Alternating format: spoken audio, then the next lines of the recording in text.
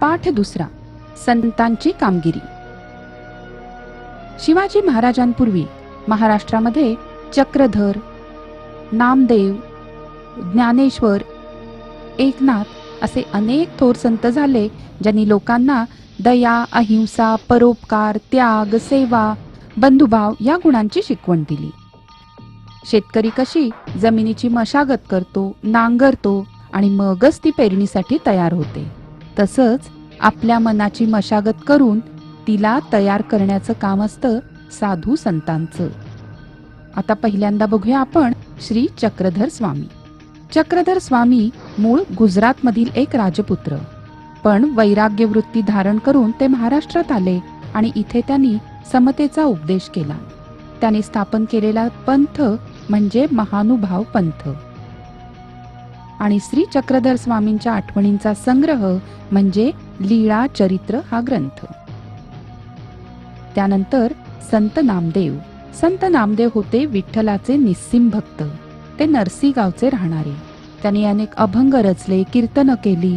संत ज्ञानेश्वरांबरोबर महाराष्ट्रात ठिकठिकाणी फिरले. धर्मरक्षणाचा आणि भक्ती मार्गाचा खंबीर निर्धार त्यांनी लोकांच्या मनात निर्माण केला आणि नंतर ते पंजाबात गेले.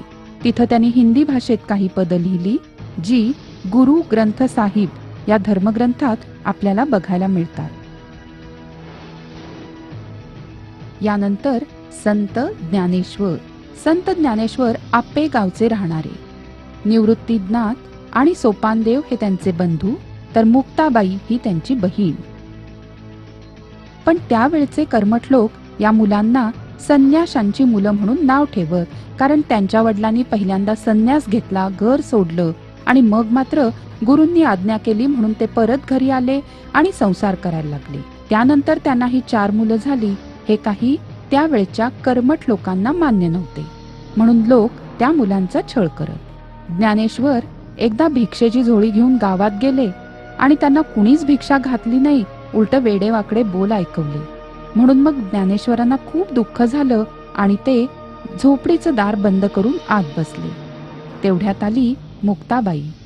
गवताच्या ताटीवर टिचक्या मारत ज्ञानेश्वरांना म्हणाली, अहो, असं आपण दुःखी कष्टी होऊन कसं चालेल? मग जगाचं कल्याण कोण करेल? बहिणीच्या उपदेशाने दुःख विसरून ज्ञानेश्वर कामाला लागले आणि त्यांनी लोकांना कळकळीचा उपदेश केला.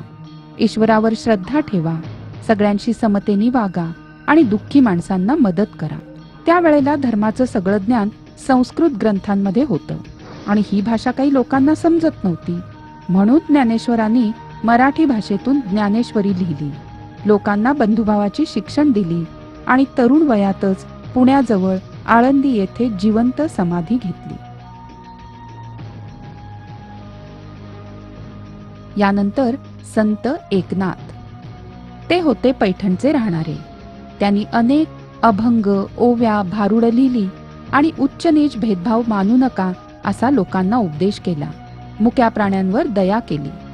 एके दिवशी दुपारच्या वेळी वाळवंटात खूप तापलं होतं आणि संत एकनाथ नदीवर स्नानाला निघाले होते. वाळवंटावर एक पोरकं पोर रडत बसले होतं. ते बघून नाथ धावत धावत त्याच्याजवळ गेले. त्यांनी त्या मुलाला उचलून कडेवर घेतलं, त्याच्या घरी पोचवलं. आपल्या अशा वागण्यातनं एकनाथांनी समतेची आणि ममतेची भावना लोकांच्या मनावर बिंबवली. यानंतर संत तुकाराम. हे पुण्याजवळ देहू गावचे राहणारे. त्यांचं किराणा मालाचं दुकानही होतं. त्यांचे वडील गरज असेल त्याला कर्ज दे, पण तुकारामांनी अशा कर्जाचे कागद इंद्रायणी नदीत बुडवले आणि सगळ्यांना कर्जमुक्त केलं. आषाढी कार्तिकीला ते पंढरीला जाऊन अभंग रचत, कीर्तन करत. शिवाजी महाराज सुद्धा त्यांच्या कीर्तनाला जात. संत तुकाराम म्हणत, जे का रंजले गांजले त्यासी म्हणे जो आपुले, तोची साधू ओळखावा देव तेथेची जाणावा. आजही त्यांची तुकाराम गाथा घरोघरी वाचली जाते. यानंतर समर्थ रामदास. महाराष्ट्राच्या कडे कपाऱ्यात जय जय रघुवीर समर्थ ही गर्जना घुमत होती, ती होती रामदासांची. त्यांचा जन्म मराठवाड्यात गोदावरीच्या काठी जांब या गावी रामनवमीच्या दिवशी झाला, म्हणून ते स्वतःला रामाचा दास म्हणत. त्यांचा ग्रंथ म्हणजे दासबोध.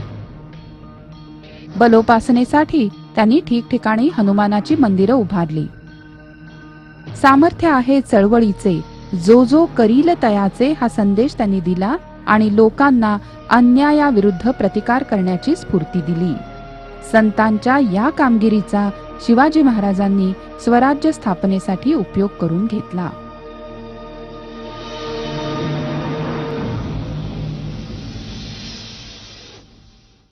आशा आहे या व्हिडिओमधील टॉपिक तुम्हाला समजले असतीलच. अजून पुढील व्हिडिओ पाहण्यासाठी आमच्या चॅनलला सबस्क्राईब करा आणि इतर पालकांना आणि विद्यार्थ्यांना शेअर करून पुढील व्हिडिओसाठी आम्हाला प्रोत्साहित करा.